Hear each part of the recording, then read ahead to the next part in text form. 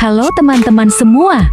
Selamat datang di channel di Society. Bagaimana kabar kalian? Semoga sehat bahagia dan dompetnya nggak tipis ya. Oke, kali ini kita akan membahas novel Donghua ya guys. Dan tidak usah berlama-lama lagi, langsung saja guys kuy.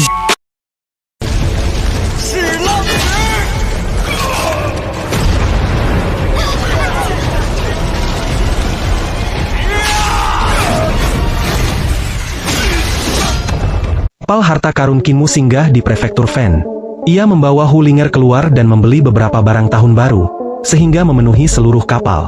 Prefektur Fen masih dianggap damai. Hakim di sana mengumpulkan praktisi seni dewa untuk membuat semua jenis senjata roh, sebelum menaiki kapal terbang untuk menyimpan awan di langit. Sinar matahari sudah bersinar di beberapa daerah, dan salju mulai mencair. Namun, semuanya tampak lebih dingin. Prefektur Fen menghasilkan banyak alkohol yang kuat, jadi orang-orang biasanya meminumnya untuk melawan dingin. Meskipun sangat dingin, banyak penduduk desa yang akan naik gunung untuk menebang pohon agar tetap hangat dengan kayu bakar. Selain itu, terjadi inflasi harga dan barang-barang menjadi jauh lebih mahal daripada sebelumnya. Kinmu kaya, jadi dia tidak merasakan perbedaan apapun. Tetapi Hulinger melakukan beberapa perhitungan dan mengatakan kepadanya, "Tuan muda, harga-harga telah berlipat ganda." Kinmu sedikit terkejut dan berkata, "Ini lebih cepat dari yang kukira. Menstabilkan harga barang adalah tugas Menteri Pendapatan. Itu bukan masalah kita. Selama awan gelap menghilang dan istana kekaisaran mengirimkan bantuan bencana, seharusnya tidak ada banyak masalah di utara. Aku hanya khawatir akan ada orang yang sengaja membuat masalah. Mereka tidak membeli cukup banyak barang tahun baru di prefektur Fen. Jadi kapal harta karun itu berhenti lagi di prefektur Li. Barang-barang di sini juga telah meningkat beberapa kali lipat, dan ada cukup banyak pedagang yang mulai menimbun cukup banyak stok, menunggu harga meningkat lebih tinggi lagi sebelum menjualnya dan mendapat untung besar." Hakim prefektur Li sudah mulai menangani para pedagang ini, dengan menggunakan hukuman berat di masa sulit ini. Sebagian besar pedagang yang sengaja menimbun barang dagangan mereka diseret untuk dieksekusi. Setelah 2-3 hari, kapal harta karun Kinmu mencapai prefektur Jing, yang tidak jauh dari reruntuhan besar. Jaraknya sekitar 10.000 mil dan dibalik banyak awan gelap, yang seperti selembar kertas putih yang memiliki banyak lubang. Sinar matahari bersinar melalui lubang-lubang ini. Tempat ini jauh lebih jauh, jadi tanahnya lebih luas dan penduduknya lebih sedikit. Itulah sebabnya kekacauan mulai terjadi saat bandit gunung mulai muncul untuk merampok keluarga besar. Banyak orang miskin terlihat membeku sampai mati di jalan saat mereka berbaring di samping perapian yang sudah padam. Ada juga beberapa pelarian yang membawa serta keluarga mereka di dunia es dan salju ini. Mereka berdesakan erat satu sama lain saat melangkah di sungai yang membeku dan menuju ke selatan dengan harapan menemukan kehangatan. Orang-orang tidak mengatakan apa-apa ketika seseorang terjatuh dari waktu ke waktu. Orang-orang ini akan berjongkok untuk mendapatkan sedikit kehangatan. Tetapi begitu mereka berjongkok, mereka tidak akan pernah bangkit lagi.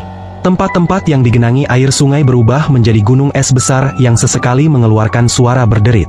Bongkahan-bongkahan es besar kemudian meluncur dari tubuh, yang tampak sangat mengerikan. Kinmu melihat ada beberapa anak muda yang ahli dalam ilmu sihir di antara para pelarian yang sedang mengurus para migran. Dia menghentikan kapalnya di permukaan yang beku dan mengajukan beberapa pertanyaan. Anak-anak muda ini adalah murid-murid sekte iblis surgawi. Kinmu berkata, "Beritahu mereka untuk berhenti mencari iklim yang lebih hangat, di mana-mana semuanya beku." Mereka tidak mau mendengarkan. Salah satu murid sekte iblis surgawi melepas topeng yang melindungi wajahnya dari hawa dingin, dan memperlihatkan wajahnya yang merah tua.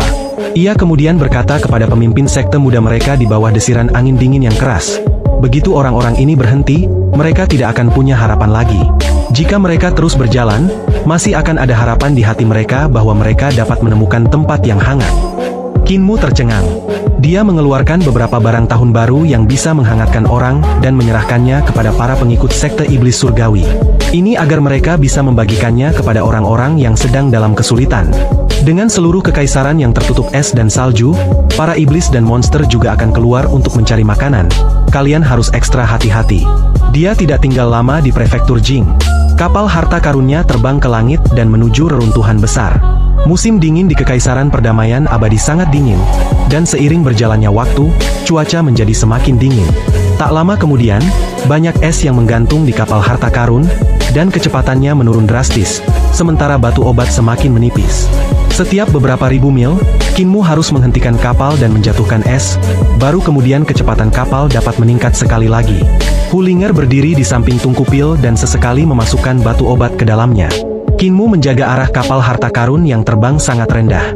Dia mengubah ki vitalnya menjadi ki vital burung vermilion untuk mengelilingi tubuhnya dengan api yang menyala-nyala agar tidak membeku. Semakin jauh ke barat ia pergi, semakin sepi tempat itu.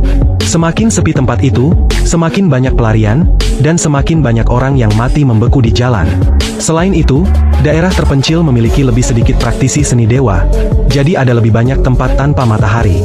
Tempat-tempat ini masih tertutup oleh awan gelap tebal yang membuat cuaca semakin dingin. Kekuatan bencana salju ini jauh lebih besar dari yang diperkirakan Kinmu. Jumlah orang yang meninggal juga melampaui perkiraannya, dan hawa dingin semakin kuat. Tiba-tiba api menyembur keluar dari langit ketika seekor ular besar melata keluar dari awan, dan menyemburkan api kemana-mana, untuk memaksa udara dingin kembali. Aura iblis terpancar keluar dari ular besar itu saat ia merayap keluar dari awan. Jantung Kinmu berdebar kencang, dia pun segera mendorong kapal harta karun itu agar melaju ke awan. Ular besar itu melihat sekeliling dengan seorang pria genit berdiri di atas kepalanya. Pria itu kemudian berkata dengan ragu, "Aku baru saja melihat dengan jelas kapal bocah itu, jadi mengapa menghilang? Saudari Kyu, lepaskan serangga-serangga itu." Serangga yang tak terhitung jumlahnya terbang keluar, memperlihatkan seorang wanita berdiri di atas awan serangga. Dengan uluran jarinya, serangga-serangga itu terlihat terbang ke segala arah dan membuat terowongan di dalam awan. Kapal harta karun Kinmu bergerak melalui awan ketika tiba-tiba berhadapan dengan seekor serangga emas. Ketika serangga itu melihat kapal, ia juga terkejut dan langsung berhenti. Kinmu menusuk dengan jarinya, dan ki vitalnya berubah menjadi ki pedang dan mengeluarkan bunyi dentingan saat ia menusuk tubuh serangga itu. Akan tetapi, serangga ini tidak mati melainkan malah membesar. Panjangnya mencapai hampir 3 meter. Sambil mencicit ketika menerkamnya, energi vital Kinmu meresap ke dalam karung Taoti, dan pedang pelindung junior melesat keluar dengan cepat, membelah serangga besar itu menjadi 2. Pada saat ini, tawa kecil terdengar darinya. Jadi, pemimpin sekte dari sekte iblis surgawi ada di sini. Kinmu melihat ke arah sumber suara dan melihat awan di belakangnya berubah menjadi merah. Dia langsung tahu itu buruk dan berteriak, "Linger, nyalakan ketiga tungku pil hingga maksimal." Kobaran api yang besar meledak dan menyapu awan, menghantam haluan kapal harta karun itu. Kinmu segera memegang kemudi kapal agar tidak terlempar. Kapal harta karun itu bergoyang dan hampir jatuh dari langit akibat seni ilahi ini. Binatang-binatang perunggu di bawah kapal itu memuntahkan api dengan kekuatan maksimum yang meningkatkan kecepatan terbangnya. Dalam beberapa tarikan napas, mereka terbang keluar dari awan dan masuk ke udara segar. Watise, angin dingin menghantam wajah Kinmu, dan dia menggigil kedinginan. Vital ki burung vermilion di sekujur tubuhnya mendingin, dan es segera menutupi wajah dan tangannya. Sebuah ledakan besar terdengar saat kapal harta karun itu melampaui kecepatan suara. Hulinger mematikan tungku pil di dasar kapal, dan api yang keluar dari mulut binatang perunggu menjadi lebih pendek. Dia berkata, "Tuan muda, kita tidak punya banyak batu obat yang tersisa." Kinmu menoleh ke belakang dan melihat kobaran api keluar dari awan. Seekor ular besar terbang keluar, mengikuti kawanan serangga emas cemerlang yang bergegas ke sini. Namun, kecepatan mereka jauh lebih lambat daripada kapal harta karun itu. Meskipun kecepatan kapal harta karun itu melambat, mereka masih bisa melupakan upaya mengejarnya.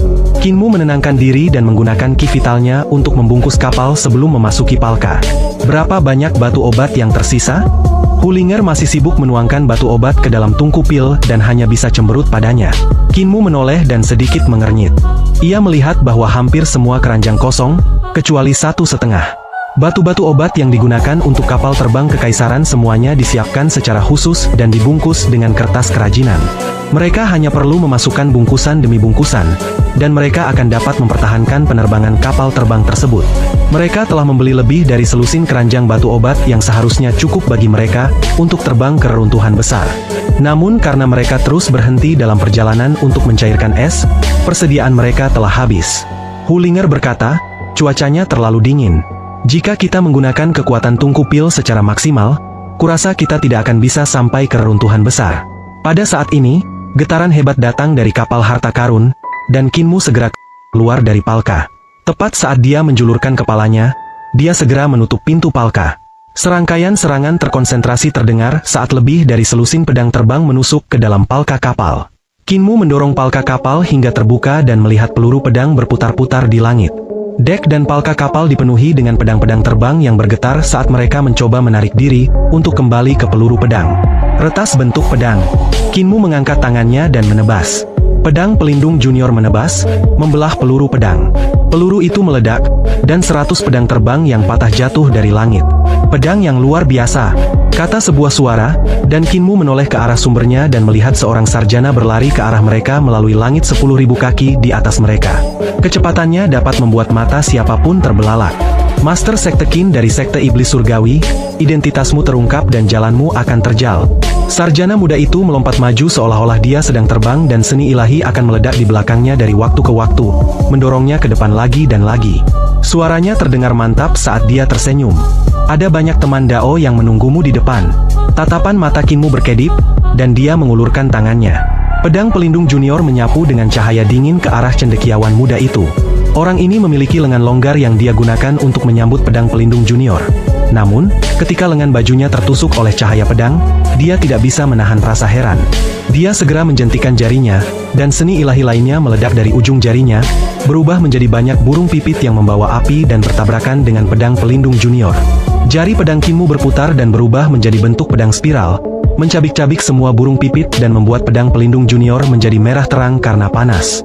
Namun, pedang itu terus berputar dan bergerak di sekitar cendekiawan muda itu, hingga ia telanjang bulat, tanpa sehelai pakaian pun. Keterampilan pedang yang luar biasa. Sarjana muda itu segera berhenti dan menjauhkan diri dari kapal harta karun itu. Kinmu merasa bahwa jangkauan kendali benang ki vitalnya telah mencapai titik maksimum. Jadi dia mengeluarkan sarung pedang dan menggoyangkannya di tiup angin. Sarung pedang itu berubah menjadi naga ikan dan pedang pelindung junior terbang kembali seperti bintang jatuh, ditelan oleh naga ikan itu. Amitabha. Nama Buddha datang dari langit, dan Kinmu buru-buru mengangkat kepalanya untuk melihatnya, berhadapan langsung dengan sinar matahari yang menyilaukan. Di antara sinar matahari yang terik, dia samar-samar dapat melihat Buddha besar yang bersinar dengan warna emas yang cemerlang.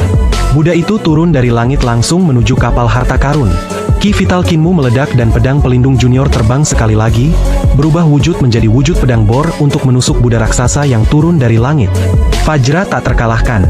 Sebuah teriakan terdengar dari udara, dan Kinmu langsung merasakan gerakan bentuk pedang bor menjadi sangat lambat. Tekanan yang sangat besar menimpanya dan menjalar ke seluruh tubuhnya dan ke kapal harta karun. Tulang-tulang di tubuh Kinmu berderit karena berusaha menahan tekanan, dan kapal harta karun itu juga mengeluarkan suara berderit serta tenggelam. Biksu ini seorang ahli. Kinmu mendengus dan tubuhnya bergetar saat ia berubah menjadi sosok penguasa Mars yang berkepala banteng dan berdiri di atas dua naga. Teknik 3 elisir tubuh penguasa beredar sesuai dengan teknik sejati Markuis Api Mars, dan ki vitalnya meningkat secara eksponensial untuk melawan tekanan dari atas. Mata banteng ketiga di tengah alisnya terbuka dan menembakkan sinar api ke atas. Sebuah geraman terdengar dari atas saat matahari besar di belakang kepala patung Buddha besar itu tertusuk oleh sinar api dan hancur. Patung Buddha besar itu menghilang dan berubah menjadi seorang biksu muda. Tekanan pada Kinmu berkurang banyak, dan api yang berkobar di sekitar tubuhnya dengan cepat mengalir ke seluruh kapal untuk mencairkan es di atasnya. Kecepatan kapal harta karun itu meningkat secara eksponensial saat memasuki lapisan awan dan terus melaju. Di udara, biksu yang tinggi dan tegap itu memegang tongkat biksu bercincin 9 sambil berdiri dengan satu kaki.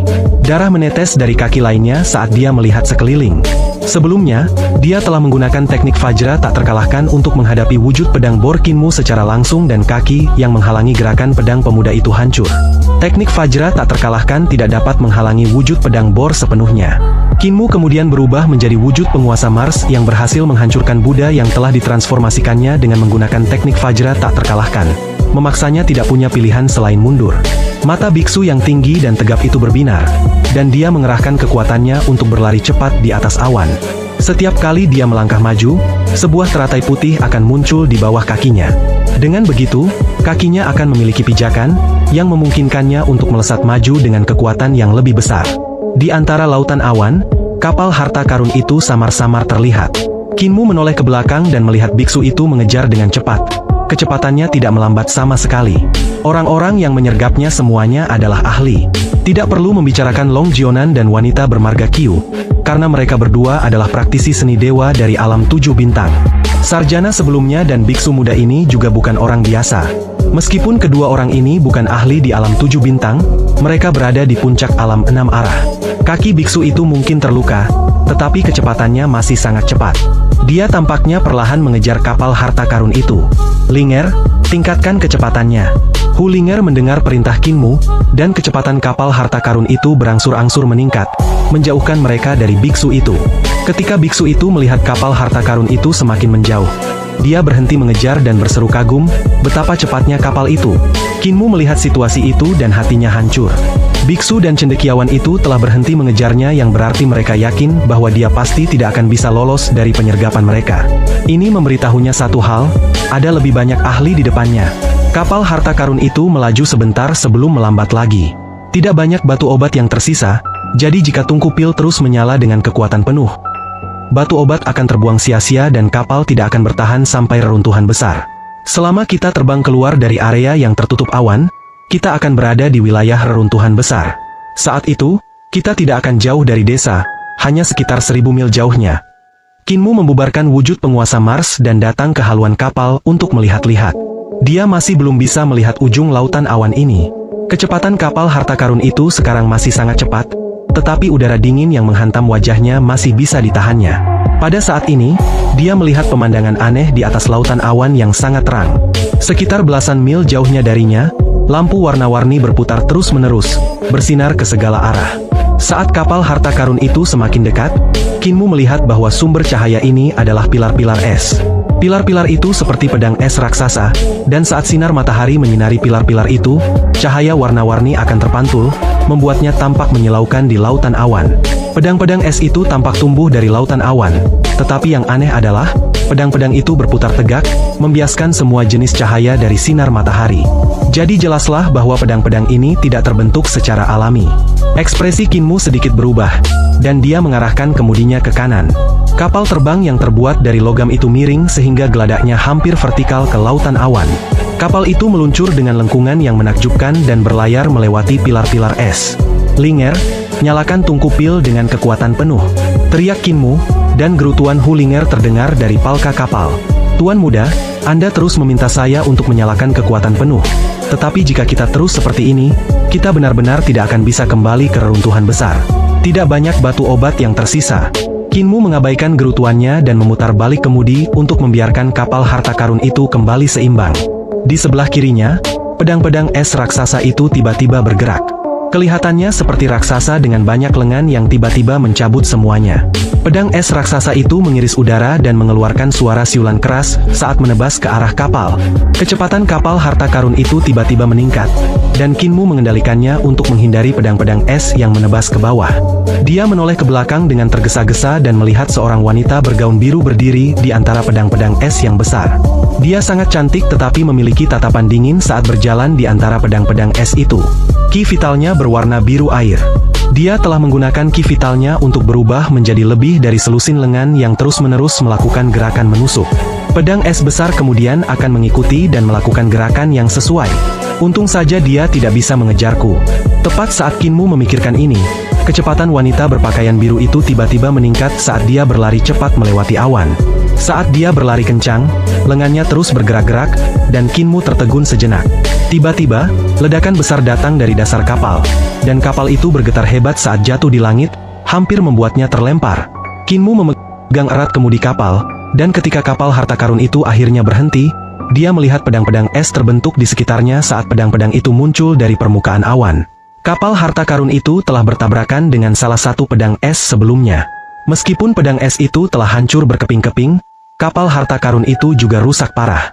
Kemampuan wanita ini sangat tinggi dan bahkan lebih hebat dari biksu tadi. Kecepatannya juga sangat cepat. Kinmu mengendalikan kapal harta karun untuk menghindari pedang es. Tetapi dengan semakin banyaknya pedang es yang tumbuh dari lautan awan, menghindarinya menjadi suatu tantangan. Kinmu berteriak dengan marah. "Di mana Raja Iblis Dutian? Ada apa kau memanggilku?" Dari palka kapal, Raja Iblis Dutian berjalan keluar dengan malas sambil berkata, "Bahkan jika kau membunuhku, aku tidak akan membantumu." Kinmu melihatnya seperti ini dan melampiaskan amarahnya padanya. "Apakah kamu ingin berlutut dan menjilati jari kakiku lagi? Jika tidak, lebih baik kamu datang dan membantu. Kau pikir aku takut padamu?"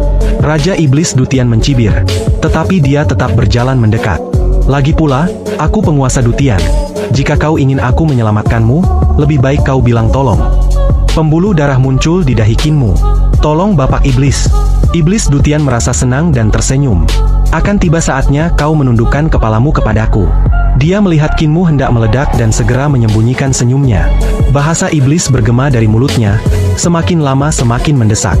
Raja Iblis berlengan 8 dan berwajah 4 ini mengangkat tangannya tinggi-tinggi ke udara, dan sebuah cermin hitam muncul di langit di atas kapal terbang itu. Pilar cahaya hitam tebal bersinar turun dari cermin hitam dan ke lautan awan. Pilar itu tampak seperti baskom berisi air yang dituang tinta ke dalamnya. Kabut hitam itu menyapu ke segala arah, dan dalam sekejap mata, asap hitam menutupi radius lebih dari belasan mil. Asap itu bahkan menutupi wanita yang mengenakan gaun biru. Dalam asap hitam, wanita itu mendengus dan merasakan hatinya menjadi tidak teratur. Segala macam pikiran kotor keluar dari hatinya, dan bahkan hati Dao yang jernih pun tidak dapat menahannya dan menjadi rusak. Rahasia kebenciannya memisahkan pedang surgawi, memisahkan nafsu dan kebencian dari emosinya sambil menekan segala macam pikiran kotor di dalam hatinya. Hanya dengan begitu hati Dao-nya dapat menyatu dengan hati pedang, transparan dan murni. Sekarang hati pedangnya terkontaminasi oleh tinta, dan iblis di dalam hatinya bertindak, memenuhi hatinya dengan segala macam keinginan.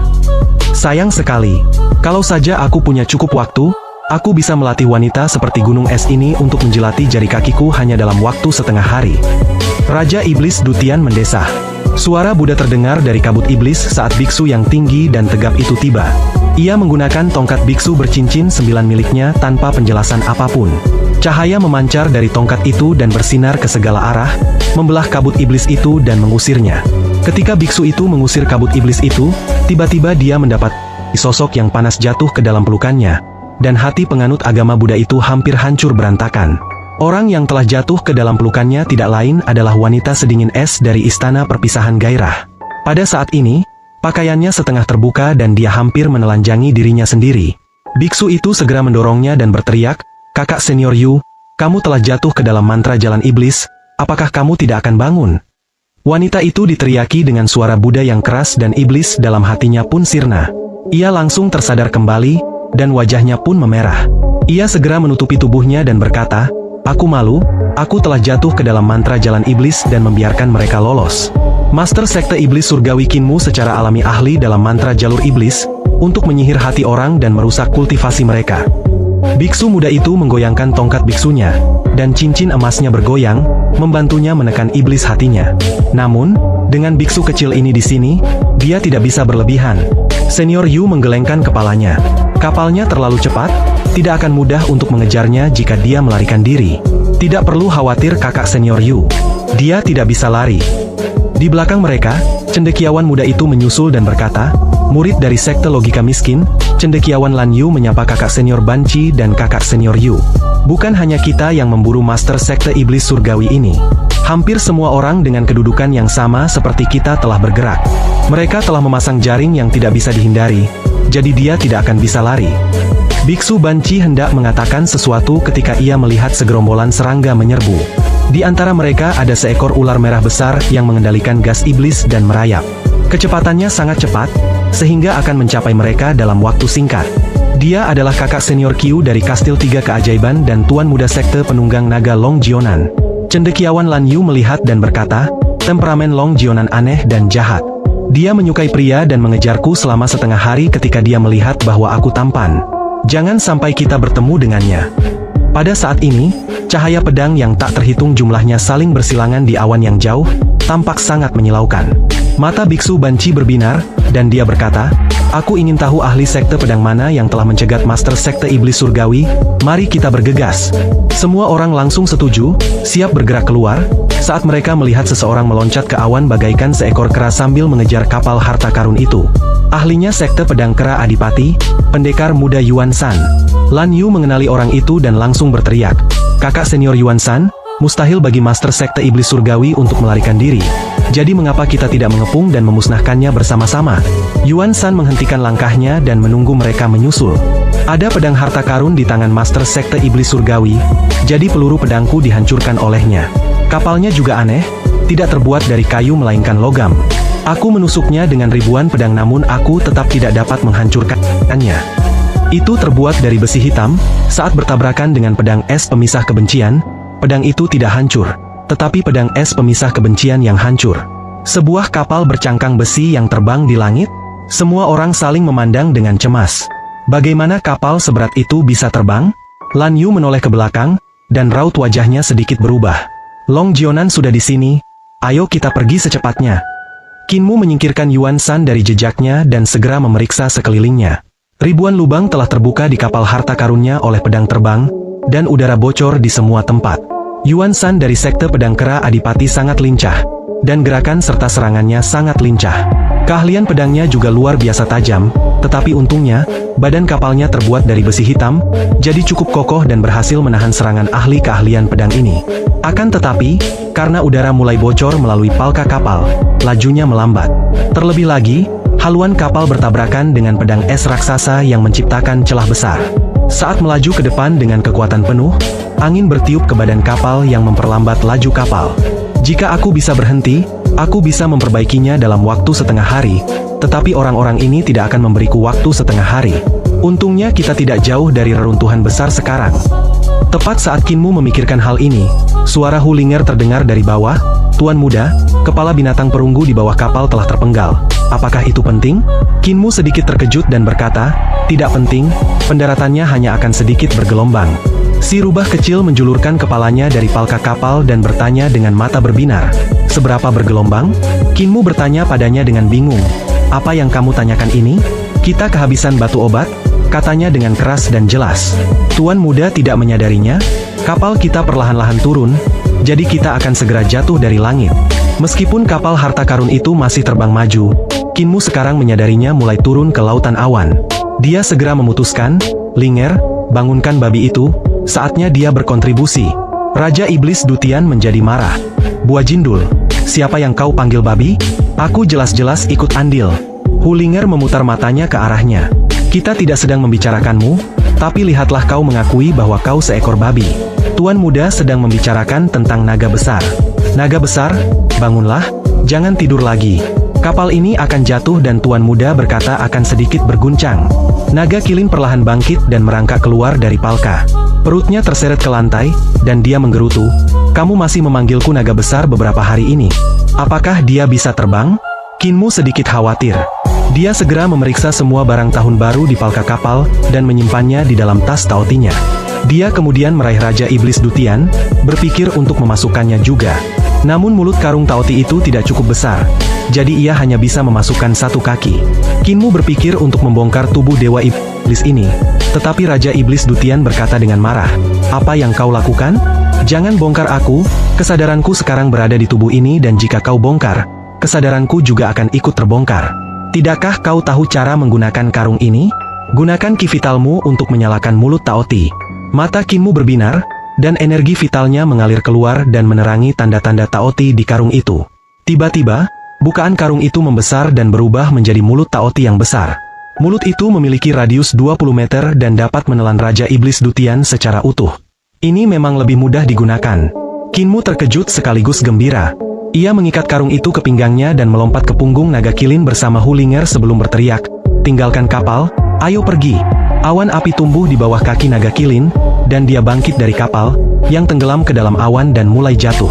Naga Kilin berkata dengan pikiran sederhana, Master Sekte, Saudari Linger, apakah kalian semua bertambah gemuk? Sekarang terbang jadi jauh lebih sulit daripada sebelumnya. Yang gendut itu kamu, kata rubah kecil dengan marah. Lihatlah betapa gendutnya kamu. Para tetua di keluarga Tuan Muda sangat galak. Jika kamu terus gendut, kamu akan dicincang pada tahun baru. Saat dia mengatakan itu, kapal harta karun itu menabrak gunung dan hancur berkeping-keping. 3 tungku pil meledak dan 3 ledakan keras terdengar. Besi hitam dan tembaga hitam yang hancur melesat ke arah yang acak, dan dampak dahsyat itu menghancurkan sebagian hutan. Asap hitam besar berbentuk jamur mengepul di atas langit hutan. Hulinger terlonjak kaget dan menatap Kinmu. Tuan Muda, Anda bilang akan sedikit bergelombang saat turun?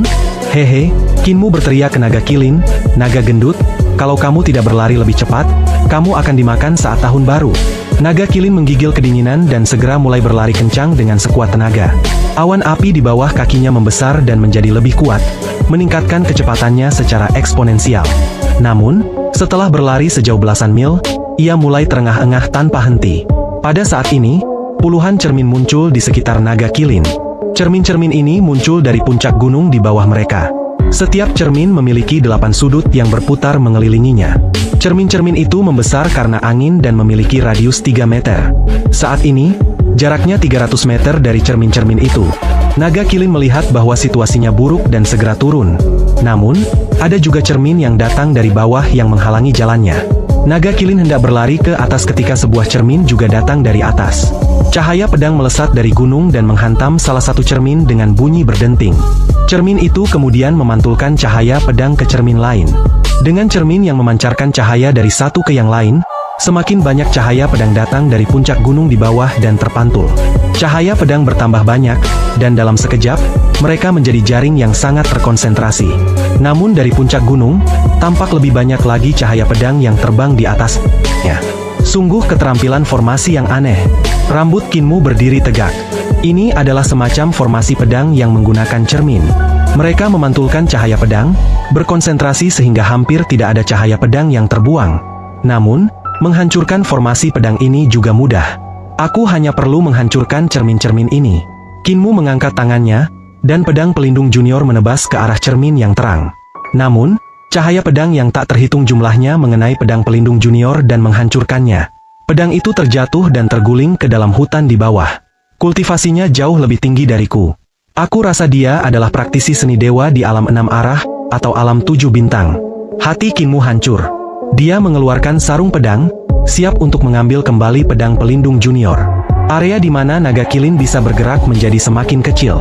Dia tiba-tiba menggoyangkan kepalanya dan membuka mulutnya untuk mengaum. Raungannya seperti 10.000 guntur surgawi yang meledak pada saat yang sama, menghancurkan cermin di langit sekaligus. Tanpa cermin yang dapat diandalkan, jaring pedang yang sangat padat itu langsung lenyap. Suara terkejut terdengar dari gunung di bawah. Sungguh makhluk yang kuat, memiliki kemampuan sekuat itu.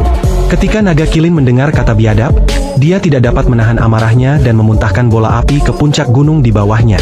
Cahaya pedang terbang ke samping dari sana. Itu adalah manusia dan pedang yang berhasil menghindari serangan Naga Kilin. Puncak gunung itu meledak dan awan api yang membumbung ke segala arah memisahkan manusia dan pedang itu, melemparkan mereka ke dalam hutan. Namun, orang itu masih belum mati, karena ia kembali naik ke langit. Sebuah cermin tergantung horizontal di depannya, dan begitu cahaya bersinar dari dalamnya, cahaya pedang seperti pilar melesat keluar. Naga Kilin berlari menjauh, meninggalkan cahaya pedang di belakangnya. Namun, cahaya pedang itu lebih cepat daripada Naga Kilin dan berhasil mengejarnya. Naga Kilin mengguncang tubuhnya, membesar saat ia menampakkan wujud aslinya. Ia berubah menjadi raksasa yang panjangnya lebih dari 120 meter. Dan dengan sapuan ekornya yang sangat besar, cahaya pedang itu hancur berkeping-keping. Pendekar pedang itu tertegun sejenak, lalu berteriak, "Betapa besarnya binatang buas!" Naga Kilin menoleh ke belakang. Ia memuntahkan seberkas api yang menyala-nyala. Pendekar pedang itu tahu bahwa itu sama sekali tidak baik dan segera naik ke awan di atas untuk menghindari serangan ini. Namun, ia segera melihat seberkas cahaya yang cemerlang itu membelah awan dengan panasnya yang hebat. Jeritan memilukan terdengar dari langit, tetapi mereka tidak tahu apakah pendekar pedang itu masih hidup atau tidak. Cahaya matahari kemudian berhamburan turun dari lubang di awan tebal itu. Naga gendut sungguh hebat, puji Hu Linger. Kinmu menatap awan yang terpotong-potong dan memasang ekspresi khawatir. Di antara mereka yang mengejar mereka tadi, yang memiliki kultivasi tertinggi adalah Long Jionan dan wanita dengan ekspresi dingin dari Istana Perpisahan Gairah. Mereka berdua dari alam 7 bintang. Berikutnya adalah Biksu, Sarjana, dan sisanya yang kekuatannya berada di antara alam 6 arah dan alam 7 bintang. Orang-orang ini hanyalah garda depan dan tugas mereka adalah menguji apakah ada ahli di sekitar Kinmu. Bagaimanapun, dia adalah pemimpin sekte dari sekte iblis surgawi, jadi pasti ada penjaga atau makhluk kuat lain di sekitarnya. Sekarang, Naga Kilin telah mereka temukan. Kekuatan pukulan Naga Kilin ini bukanlah sesuatu yang bisa ditangani oleh Long Jionan dan yang lainnya. Ini berarti bahwa makhluk yang lebih kuat sekarang harus bergerak. Kinmu terus melarikan diri demi keselamatannya, tidak berhenti untuk melawan Long Jionan dan yang lainnya karena ia ingin para ahli tersembunyi tidak dapat menebak apakah ada ahli yang menemaninya.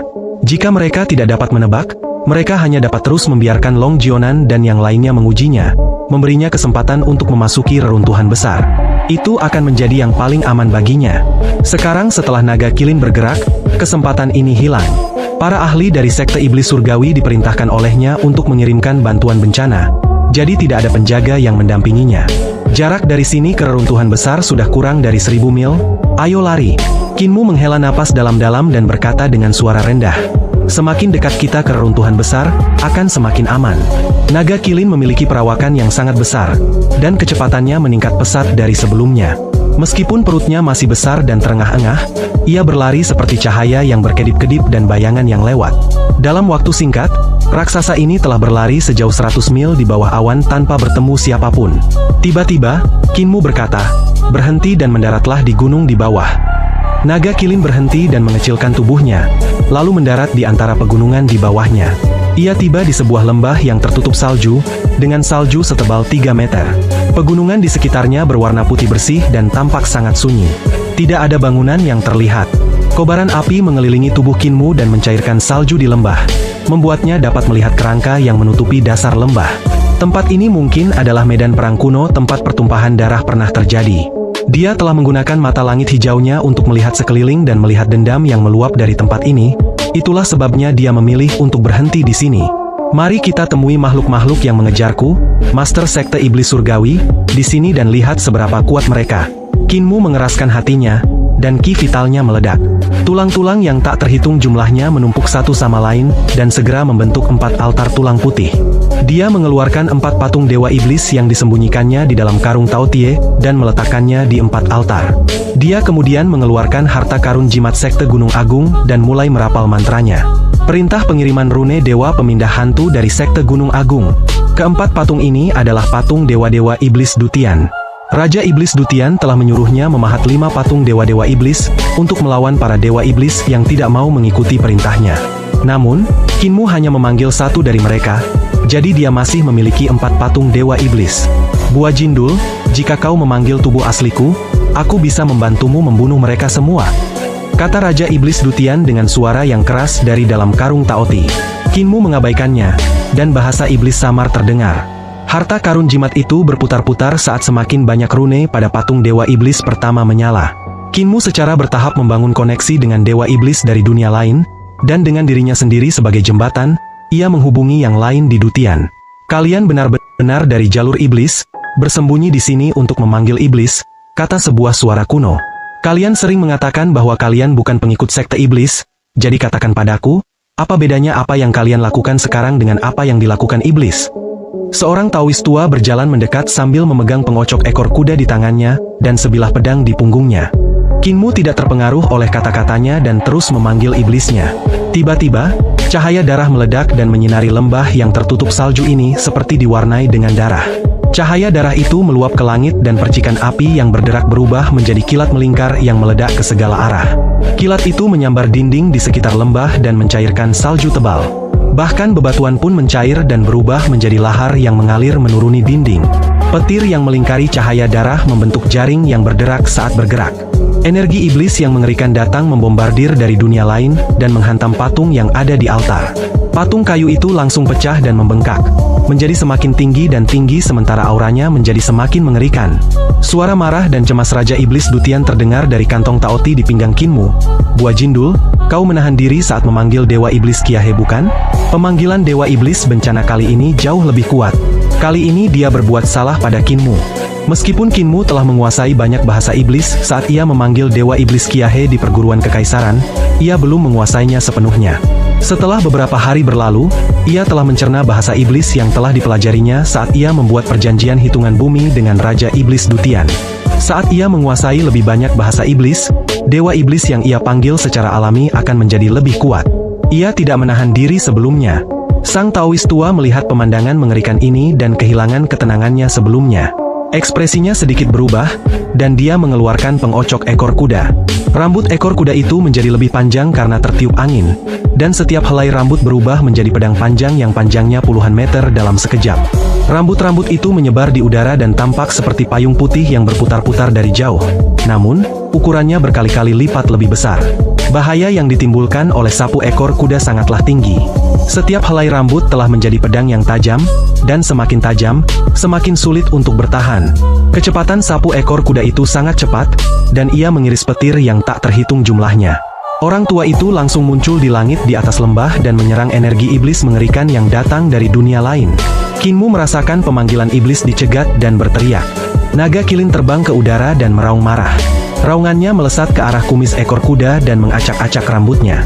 Energi iblis yang telah dicegat mengalir sekali lagi dan terus mengalir. Ketika Taois tua itu melihat Naga Kilin, dia senang dan mencibir. Binatang berbulu, jika kau membantu penjahat melakukan kejahatan, malapetaka akan menimpamu, bahkan jika kau melakukannya tanpa sadar. Aku melihatmu tampan, jadi jika kau bersedia tunduk padaku dan menjadi tungganganku selama 100 tahun, aku akan membiarkanmu menghapus dosa-dosamu. Jika tidak, akan sulit bagimu untuk menjaga kultivasimu agar tidak berubah menjadi abu. Naga Kilin itu meledak. Dia menggeram, api terkumpul di mulutnya yang terbuka dan berubah menjadi sinar yang melesat ke arah Taois tua itu. Tubuh Taois tua itu bergetar, dan ki vitalnya meledak membentuk dewa berpunggung kura-kura di belakangnya yang tingginya 30 meter. Kocokan ekor kuda di tangannya adalah ular putih salju yang besar dan tangannya yang lain terentang untuk menghalangi sinar yang dimuntahkan Naga Kilin. Sinar itu dikirim ke samping oleh tangan besar itu, dan kobaran api yang meluap menghanguskan dinding lembah hingga merah. Makhluk surgawi, hati Kinmu mencelos. Keempat kuku Naga Kilin bergerak ke atas dan ke bawah, dan awan api tumbuh di bawah kukunya saat ia berlari cepat ke arah Taois tua itu. Tiba-tiba, sapu ekor kuda di udara menyapu ke bawah, dan rambut melingkari keempat kuku Naga Kilin, mengikatnya dengan erat. Pendeta Tao tua itu sangat gembira dan tersenyum. Binatang kecil, apakah kau tidak akan menyerah? Apakah kau ingin dibunuh? Pada saat ini, Kinmu menepuk-nepuk kantong taotinya, dan mulutnya membesar. Sebuah mekanisme dewa iblis berlengan 8 dan berwajah 4 melompat keluar, dan di 8 lengannya terdapat 8 harta karun. Ada sebuah gukin, sebuah manik-manik, sebuah busur, sebuah anak panah, sebuah sarira, sebuah pedang patah, sebuah alu penakluk iblis, dan sebuah pagoda 1000 panji. Ini adalah harta karun yang telah dicuri Kinmu dari Istana Emas Roland. Ketika Kinmu memasukkan Raja Iblis Dutian yang khawatir tidak memiliki senjata yang cocok ke dalam karung Taoti, yang terakhir dengan cepat mengambil harta karun untuk dipegang. Sekarang setelah dia dibebaskan, dia secara alami mengerti apa yang diinginkan Kinmu darinya untuk membantunya dalam pertarungan ini. Raja Iblis Dutian sangat jelas tentang apa yang harus dia lakukan selanjutnya. Jika dia tetap di samping Kinmu, Kinmu mungkin masih akan membiarkannya hidup. Namun, jika anak itu terbunuh, dia pasti akan mati juga jika dia jatuh ke tangan Taois tua itu. Demi rencana migrasi rakyat Dutian, dia harus bertarung dengan Taois tua ini seakan-akan nyawanya bergantung padanya. Harta karun yang dicuri Kinmu dari Istana Emas Roland semuanya adalah harta karun yang setara dengan harta warisan sekte dan memiliki kekuatan yang kuat. Sebagai tempat suci terbesar di balik tembok besar, harta karun yang dapat disimpan oleh Istana Emas Roland tentu saja bukan hal yang sepele. Namun, Kinmu tidak punya waktu untuk mengolah harta karun ini. Begitu Raja Iblis Dutian menguasai mereka, sifat pembunuhnya muncul, dan keempat wajahnya tampak garang saat dia berpikir, jika aku mengejutkan bocah ini dan membunuhnya, aku akan bebas. Namun, jika kupikir-pikir, tubuh baja ini dipenuhi dengan jebakan yang dibuat oleh bocah itu. Jika aku membunuhnya dan jebakan itu aktif, aku akan terperangkap di dalam patung Dewa Iblis ini dan tidak bisa bergerak. Biarkan aku menyingkirkan Taois tua kecil ini terlebih dahulu. Suara gukin bergema, dan gelombang suara iblis meledak. Jiwa Taois tua itu dibombardir, dan dia merasakan jiwanya terguncang saat iblis hati di hati Daonya bangkit. Dia segera berteriak dan melakukan mudra pembersihan untuk menekan mereka. Penampakan dewa berpunggung kura-kura itu mengangkat tangannya, dan kumis ekor kuda ular putih itu terangkat. Gelombang besar tiba-tiba meluap ke langit dan menghantam Raja Iblis Dutian. Keempat wajah Raja Iblis Dutian berteriak dengan ganas, dan kekuatan 8 harta karun di tangannya meledak, menghantam ombak besar yang menghantamnya. Sebuah ledakan dahsyat terdengar, dan Raja Iblis Dutian terlempar ke belakang, menghantam tebing dengan keras. Ular ekor kuda putih itu membuka mulutnya lebar-lebar dan menghantam tubuhnya, memaku dia di gunung. Daois kecil, kau tidak tahu betapa mengerikannya penguasa Dutian. Kau membuatku marah. Tebing itu meledak, dan Raja Iblis Dutian terbang keluar dari gunung yang hancur. Dia mengguncang pagoda 1000 panji, dan ribuan panji berkibar, berubah menjadi pagoda 3000 yard yang menekan Taois tua itu. Orang tua itu mencibir, dan dewa di belakangnya mengucapkan mudra, membanting Raja Iblis Dutian dan pagoda 1000 panji dari langit dan jatuh ke lantai tanpa bergerak. Tepat pada saat ini, cahaya darah yang kuat dan energi iblis di udara tiba-tiba menghilang. Di altar tulang putih, patung Dewa Iblis berkepala beruang berubah menjadi Dewa Iblis setinggi 300 meter yang mengeluarkan teriakan yang mengguncang dunia. Orang-orang lemah di dunia yang rendah ini, bersiaplah untuk menyambut murka Dewa Iblis Agung Xiongpi. Pak Tua Dutian, Dewa Iblis Xiongpi menatap Raja Iblis Dutian yang berada di bawah kakinya, dan tak kuasa menahan tawa keras. Pak Tua Dutian, penguasa tertinggi Dutian benar-benar ditekan hingga ke titik seperti itu. Dutian kita menjadi seperti sekarang ini karena penguasa yang tidak berguna sepertimu. Sampah sepertimu seharusnya menyerahkan saja posisi Raja Iblis. Raja Iblis Dutian merasa malu dan marah. Ia hendak berdiri ketika Dewa Iblis Agung Xiongpi menatapnya dari atas dan melangkah turun ke arahnya sambil terkekeh. Kau juga punya hari ini, tiran. Pemanggil iblis, apa yang kau rencanakan untuk dikorbankan kepadaku karena memanggilku keluar? Kinmu menunjuk ke arah Taois tua itu dan Dewa Iblis Agung Xiongpi melayangkan pukulan ke arah Taois tua itu. Penampakan dewa berpunggung kura-kura di belakangnya mengangkat tangannya untuk menangkis, dan terdengar suara ledakan keras. Kinmu menjadi linglung karena akibatnya sementara Taois tua itu terpental ke belakang dan terbanting ke tebing di sisi yang berlawanan. Iblis besar Xiongpi melompat dan meninju tubuh Taois tua itu sambil tersenyum jahat. Dasar orang lemah yang lezat. Ya? Cahaya pedang muncul di belakangnya dan menusuk jantungnya dari belakang. Pedang itu menusuk cukup dalam hingga keluar dari sisi lain, ujungnya terlihat di dada iblis. Pendeta Tao tua itu telah menggunakan pedang harta karun tersembunyi untuk berhasil memukulnya. Tidak buruk. Namun, tubuh ini tidak seperti yang kamu pikirkan. Dewa Iblis Agung Xiongpi tersenyum jahat dan mengangkat tinjunya untuk menghancurkan tebing. Tubuh ini hanyalah patung Dewa Iblis. Jadi bahkan jika kau memenggal kepalaku, kau tidak akan bisa melakukan apapun padaku. Benarkah begitu? Tiba-tiba terdengar suara dari belakang, dan Dewa Iblis Agung Xiongpi segera menoleh ke belakang. Cahaya pedang melingkari lehernya 3 kali, dan kepalanya yang besar langsung jatuh dari lehernya. Taois Kuye, murid bodoh ini datang terlambat.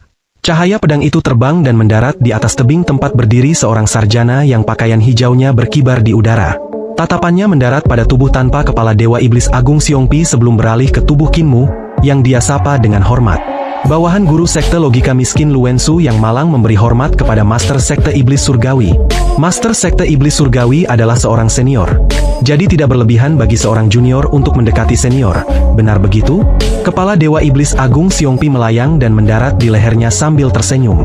Orang biasa lainnya telah muncul. Kinmu menggelengkan kepalanya dengan ekspresi tenang. Guru miskin adalah generasi yang sama denganku, jadi dia hanya mengirimmu dan tidak bergerak sendiri sudah meremehkanku. Lu Wensu berkata dengan santai, bukannya guru tidak ingin bertemu langsung dengan Master Sekte Iblis Surgawi, dia hanya memiliki sesuatu yang lain untuk diurus demi menyelamatkan semua orang di dunia. Untuk membunuh kaisar? Tanya Kinmu.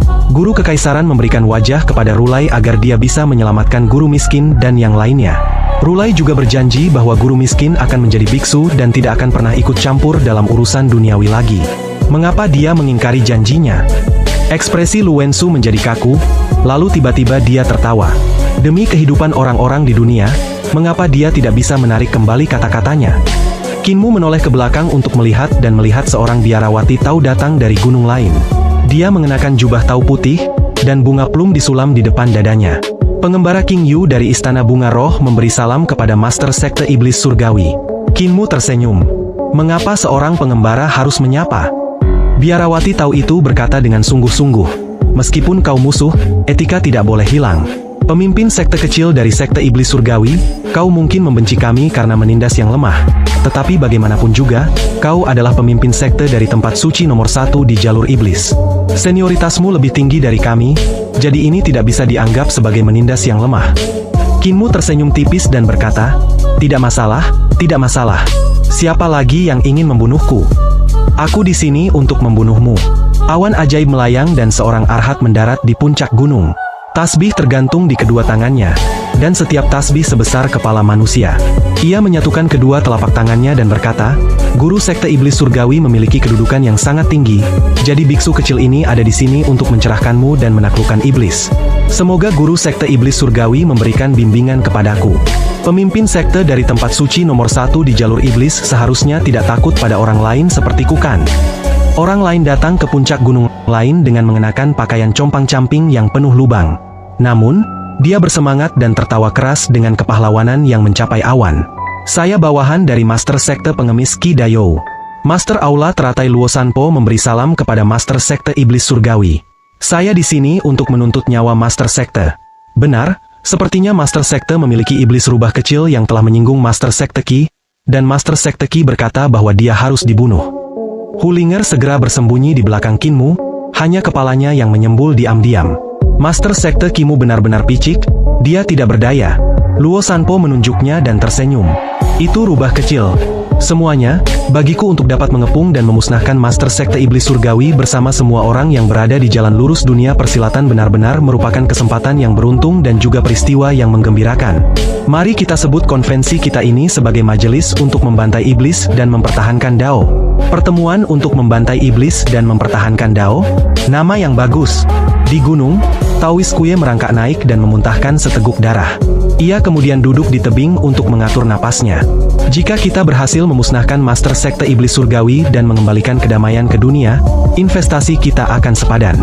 Semuanya, untuk jalan yang benar. Di puncak gunung di sekitarnya, emosi melonjak ke dada semua ahli besar alam makhluk surgawi, dan mereka berteriak heroik serempak, demi jalan yang benar di dunia ini. Kelima ahli hebat itu penuh dengan semangat, dan ki vital mereka meledak. Penampakan para dewa muncul di belakang mereka, dan masing-masing dari mereka melepaskan gerakan terkuat mereka saat mereka melepaskan serangan mereka ke arah lembah. Tepat pada saat ini, Dewa Iblis Agung Xiongpi meraung dengan marah, dan seluruh energi di tubuhnya meledak. Iblis Surgawi tanpa batas. Kinmu segera membawa Hulinger untuk bersembunyi di balik naga kilin saat gempa dahsyat mengguncang lembah dan melonggarkan bebatuan gunung, mengakibatkan bebatuan jatuh dari langit dan hancur menjadi debu. Bahkan dengan naga kilin yang menghalangi sebagian besar pandangan, Kinmu dan Hulinger masih merasakan tekanan yang tak terbayangkan pada mereka. Tulang-tulang mereka berderit karenanya. Semua ahli hebat alam makhluk surgawi memuntahkan darah dan jatuh ke belakang. Tidak diketahui apakah mereka masih hidup atau tidak. Kinmu menjulurkan kepalanya dari belakang naga kilin dan melihat Dewa Iblis Agung Xiongpi berdiri sendiri dengan anggun. Hulinger terkejut sekaligus gembira. Xiongpi sangat kuat. Tiba-tiba, tubuh Dewa Iblis Agung Xiongpi mulai hancur dan pecah, inci demi inci. Mereka dapat mendengar Dewa Iblis Agung bergumam, energinya terkuras.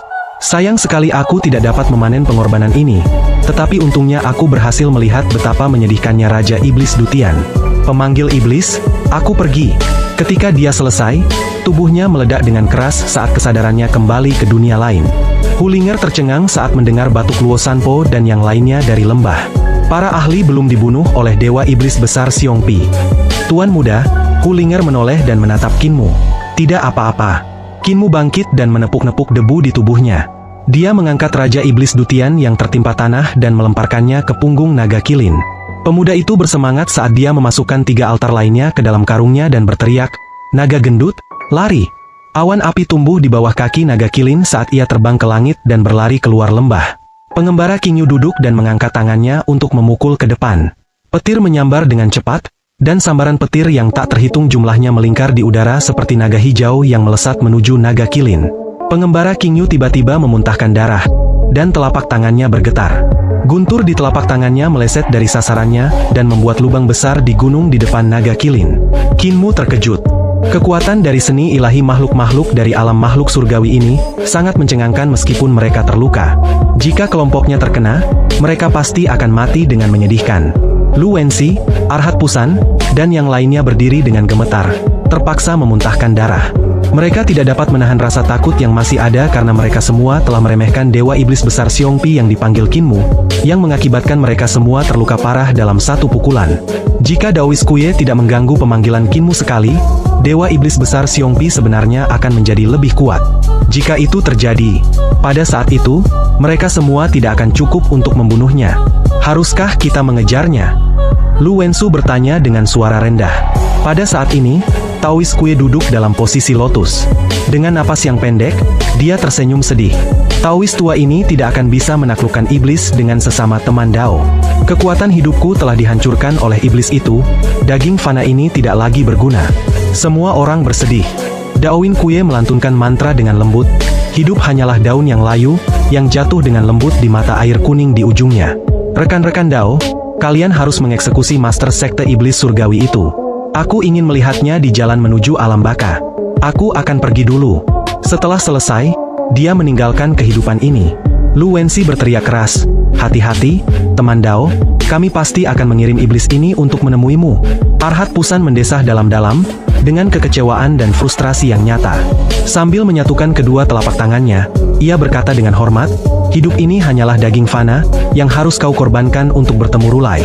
Semoga beruntung, sahabat Dao. Luo Sanpo berkata, langkah kaki naga kilin itu sangat cepat. Kita harus segera menyusulnya. Kalau tidak, akan buruk jika dia memanggil Dewa Iblis kedua. Semangat membunuh Lu Wensu bangkit. Dia tidak akan punya kesempatan. Masih ada makhluk yang lebih kuat menunggu di depan. Meskipun dia telah berkata demikian, semua orang menahan luka-luka mereka dan meminum pil roh untuk menyembuhkannya saat mereka bergegas ke arah Kinmu. Kinmu mengeluarkan altar tulang putih dan meletakkannya di punggung naga kilin saat ia mencoba memanggil Dewa Iblis kedua. Namun, karena naga kilin berlari cepat, perjalanannya sedikit terhuyung-huyung, dan mudah bagi harta karun jimat untuk menyinari rune yang salah pada patung Dewa Iblis. Jika rune salah, semua yang ia lakukan akan sia-sia, jadi ia hanya bisa menyerah. Kinmu memeriksa, tetapi tidak ada luka di tubuhnya. Hulinger juga tidak terluka. Naga kilin memiliki kulit dan daging yang tebal serta sisik naga untuk melindunginya, jadi dia juga tidak terluka. Hanya Raja Iblis Dutian yang sedikit cacat karena pukulan itu. Kinmu menggunakan Vital Ki burung vermilion untuk membakar tubuhnya, hingga merah membara sebelum memperbaiki anggota tubuhnya yang cacat. Raja Iblis Dutian sangat malu sehingga dia tetap diam. Dihina oleh Dewa Iblis Agung Xiongpi dan diinjak-injak olehnya adalah penghinaan yang sangat besar. Kinmu mengenali medannya dan mengeluarkan peta geografis perdamaian abadi untuk perbandingan. Ia menghela napas lega dan berkata, tempat ini sudah dekat dengan reruntuhan besar. Dengan kekuatan kaki naga kilin, kurasa kita bisa sampai ke perbatasan dalam waktu setengah hari lagi. Namun, mustahil untuk melewati jalur perairan rahasia. Setelah dikejar, rutenya sudah menyimpang dari jalur perairan rahasia. Dia juga sangat jauh dari jalur perbatasan abadi. Yang bisa kulakukan sekarang adalah mengambil jalan yang digunakan oleh kelompokku untuk penyelundupan. Kinmu berpikir sejenak. Ada pegunungan di antara reruntuhan besar dan perdamaian abadi. Busur mutiara misterius berserakan di seluruh pegunungan itu, dan siapapun yang mencoba melintasi perbatasannya akan ditembak jatuh. Busur silang mutiara misterius beroperasi secara otomatis dan dikabarkan diciptakan atas perintah dewa. Siapapun yang melintasi pegunungan itu, akan ditembak mati. Kultus Iblis Surgawi pernah menjalankan operasi penyelundupan dan memiliki lorong melalui pegunungan God Broken yang melewati ngarai punggung gunung kesepian, yang memungkinkan seseorang untuk pergi dari reruntuhan besar dan kedamaian abadi. Ada 2 busur mutiara misterius di sana yang telah dihancurkan oleh Kultus Iblis Surgawi. Namun, pemilik penginapan kota naga perbatasan mengatakan bahwa lorong itu telah ditinggalkan selama bertahun-tahun. Ngarai punggung gunung kesepian merupakan satu-satunya jalan bagi Kinmu untuk dapat memasuki reruntuhan besar. Para pengejar tidak boleh tahu tentang jalur ini. Kinmu tersulut semangat dan tiba-tiba tertawa terbahak-bahak. Susah sekali untuk sekadar pulang kampung saat tahun baru. Rasanya seperti ada pasukan yang menyerbu ke arahku. Dia telah mempelajari ilmu bela diri dari orang-orang di desa, dan juga mewarisi sikap positif mereka. Meskipun dia telah bertemu dengan banyak orang yang disergap di jalan, dia tetap bersikap positif. Terpengaruh oleh emosinya, naga kilin dan Hulinger juga lebih santai. Langit semakin redup seiring berjalannya waktu, dan keadaan di sekitarnya menjadi semakin sunyi. Setelah menempuh perjalanan yang cukup lama, tidak ada satu desa pun yang terlihat. Menerobos reruntuhan besar di malam hari jelas merupakan jalan kematian yang pasti. Aku harus menunggu pagi tiba. Mereka semakin dekat ke reruntuhan besar. Dari posisi mereka saat ini, mereka sudah bisa melihat sosok hitam pegunungan dewa yang patah, yang seperti tembok tinggi yang membentang dari bumi ke surga di depan mereka. Pegunungan God Broken yang membentang entah berapa ribu mil jauhnya itu sangat sulit untuk dilintasi bahkan tanpa busur salib mutiara misterius. Kinmu sedang berpikir untuk mencari tempat tinggal ketika cahaya lampu menarik perhatiannya di bawah sana. Itu adalah sebuah desa yang menyalakan lampu mereka saat malam tiba. Tuan muda, hati-hati dengan jebakan. Raja Iblis Dutian mencibir. Kita tidak bisa melihat satu desa pun dalam radius 1000 mil. Namun satu desa muncul di sini. Tentu saja, itu jebakan. Kinmu berkata, naga gendut, teruslah berjalan, abaikan saja. Naga kilin melangkah di atas awan api dan terus menuju ke pegunungan God Broken. Setelah belasan mil, cahaya lain datang dari sebuah desa di dekat perbatasan. Cahaya lampu di sana redup, dan hanya ada selusin rumah. Penataan rumah-rumah dan posisi cahaya yang diberikan oleh lampu minyak sama persis dengan yang ada di desa kecil itu sebelumnya. Pupil mata Kinmu sedikit mengecil, dan dia berkata dengan serius, teruslah berjalan. Naga kilin terus maju dan melihat desa itu setelah berjalan belasan mil lagi. Rumah-rumah, lampu-lampu, dan semua penataannya sama persis, tanpa ada yang berubah. Naga kilin merasakan ada yang tidak beres dan berlari ke depan dengan sekuat tenaga. Setelah menempuh perjalanan ratusan mil, mereka bertemu lebih dari selusin desa seperti itu, dan semua rencana mereka sama persis. Pegunungan Godbroken juga tampak masih jauh seperti sebelumnya. Setelah berlari beberapa ratus mil ke depan, mereka seharusnya sudah mencapai dasar pegunungan sekarang, tetapi jarak di antara mereka tampaknya tidak pernah berubah. Orang ini bukan orang biasa, dia bisa melipat ruang. Raja Iblis Dutian benar-benar putus asa. Bajingan, kamu tidak bisa melarikan diri. Kita akan memasuki desa, kata Kinmu dengan kejam. Naga Kilin dan Hulinger melompat ketakutan. Benar-benar marah, Kinmu menggeram, aku akan membunuh siapapun yang berani menghalangi jalanku pulang untuk tahun baru. Masuklah ke desa. Naga Kilin turun, dan tubuhnya menyusut, kembali normal. Kinmu melompat dari punggung Naga Kilin sementara Hulinger tergantung di lehernya seperti syal yang terbuat dari kulit rubah.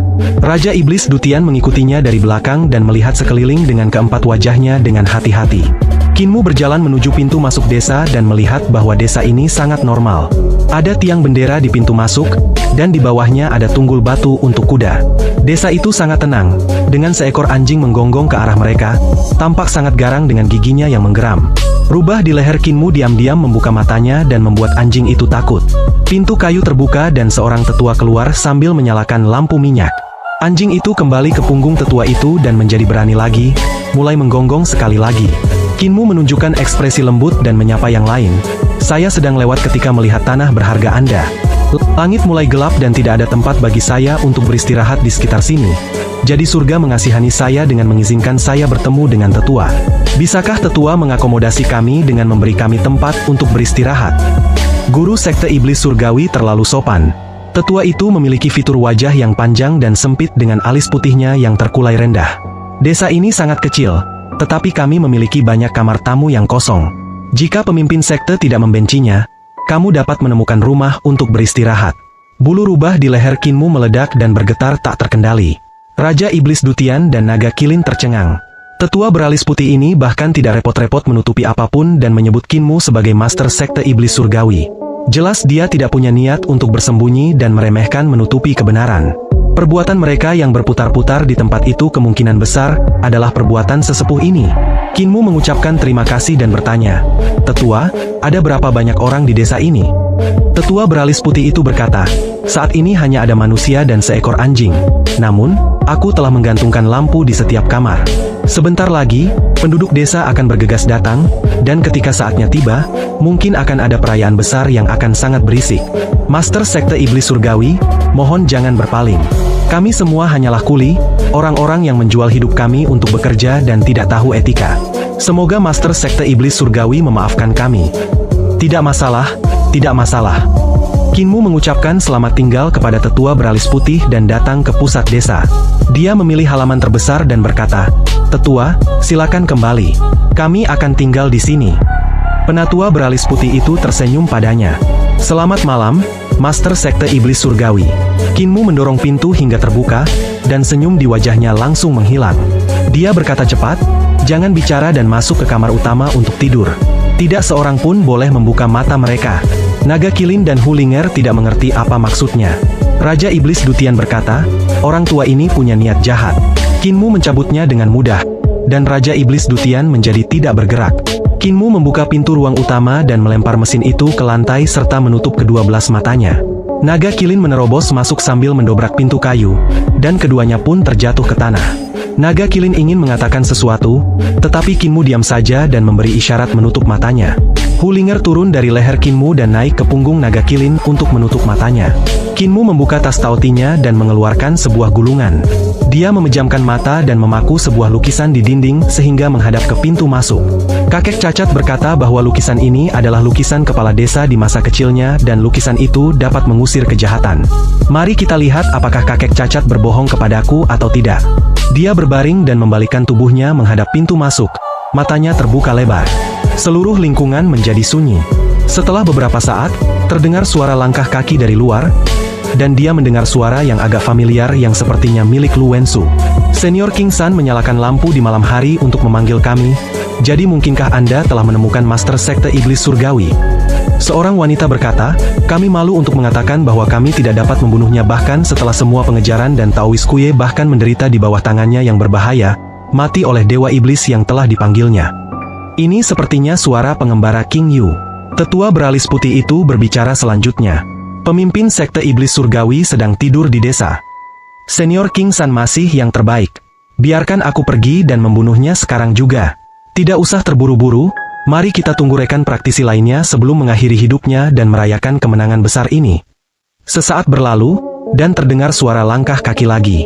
Ketika semua orang mendengar bahwa pemimpin sekte iblis surgawi ada di desa, mereka tidak dapat menahan diri untuk tidak bersorak dan tertawa saat beban di pundak mereka terangkat.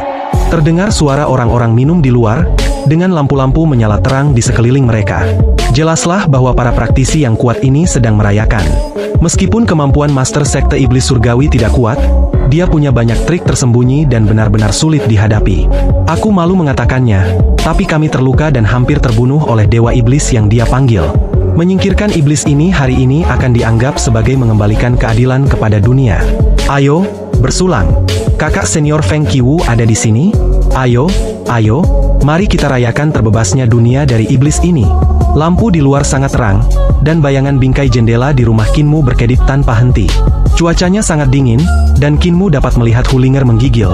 Jadi dia mengulurkan tangannya untuk meletakkannya di perut kecilnya. Hulinger menoleh ke belakang, dan Kinmu buru-buru mengulurkan dua jari untuk menutupi kelopak matanya. Di luar, banyak ahli yang telah mencegat Kinmu bergegas masuk satu demi satu dari semua tempat. Dan tawa semakin keras saat mereka bertukar gelas anggur dan merayakannya. Setelah beberapa saat, mereka mendengar tetua beralis putih berkata sambil tertawa. Semuanya, malam sudah larut, saatnya untuk mengirim Master Sekte Iblis Surgawi pergi. Hulinger gemetar saat mendengar pintu halaman berderi terbuka. Namun, dia tidak berani membuka matanya. Lu Wensu berjalan ke halaman terlebih dahulu sambil tersenyum. Guru Sekte Iblis Surgawi sebenarnya sedang tidur pulas. Tiba-tiba, kepalanya terlepas dari lehernya tanpa peringatan apapun, dan mayatnya jatuh ke tanah. Seorang ahli alam surgawi yang hebat telah meninggal seperti ini.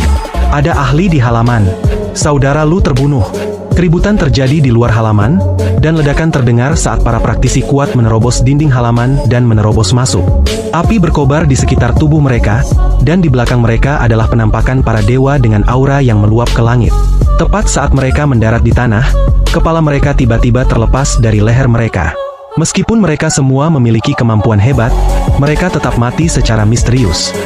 Seolah-olah ada dewa tak berbentuk yang mengayunkan pedang tak berbentuknya di pelataran ini, memenggal kepala siapapun yang berani menerobos masuk. Di ruang utama, Hulinger tergeletak di punggung naga kilin. Dari posisi itu, dia diam-diam membuka matanya untuk melihat kepala-kepala itu berguling.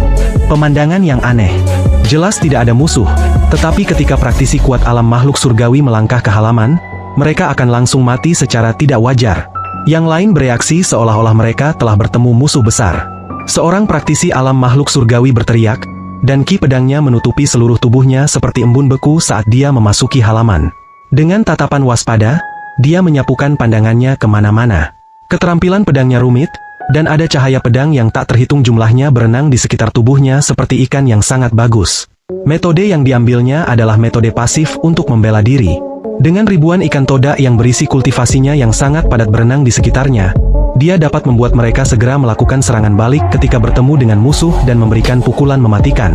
Dia tidak punya pilihan selain melakukan ini karena musuh datang dan pergi tanpa meninggalkan jejak atau bayangan. Jadi dia tidak bisa melihat di mana tepatnya musuh berada dan bagaimana dia bergerak. Dengan begitu banyak praktisi kuat alam makhluk surgawi yang kehilangan nyawa mereka di sini, itu sungguh aneh. Dia tidak langsung menemui bahaya apapun, tetapi dia tidak berani lengah saat dia perlahan berjalan menuju ruang utama tempat Kinmu dan yang lainnya tidur. Di sana, dia melihat sebuah lukisan tergantung di ruangan itu. Kinmu telah menyalakan lilin di depan lukisan ini, menyalakannya. Pada lukisan itu ada punggung seorang pria setengah baya dengan sebilah pedang yang terikat padanya. Wajah pria setengah baya itu sedikit miring seolah-olah dia menggunakan sudut matanya untuk melirik pelukisnya. Sudut mata itu mengungkapkan niat membunuh yang sangat mencengangkan. Pandangan luas ini ditangkap oleh pelukis yang mengubahnya menjadi sebuah lukisan. Meskipun hanya ada seorang laki-laki setengah baya di dalam gambar, namun hal itu memberi kesan kepada orang-orang bahwa ada banyak sekali informasi yang tidak tergambar dan tersembunyi di ruang-ruang kosong di sekitarnya. Itulah akhir dari operasi militer yang mengerikan. Mayat praktisi kuat yang tak terhitung jumlahnya tergeletak di kaki pria parubaya ini, mengambang di lautan darah yang meluap ke langit. Tulang-tulang putih diwarnai merah oleh darah dan memantulkan warna yang tidak normal. Jiwa-jiwa yang hilang yang tak terhitung jumlahnya yang telah mati di bawah pedang ditangkap oleh para pembawa pesan kematian dan diseret ke kedalaman kegelapan. Di sana, Dewa Iblis bertanduk dua panjang dan memiliki 9 lengkungan tengah menggelar pesta perjamuan untuk merayakan arwah semua praktisi kuat yang menjadi tamu dan santapannya. Inilah informasi yang tersembunyi di ruang kosong lukisan ini.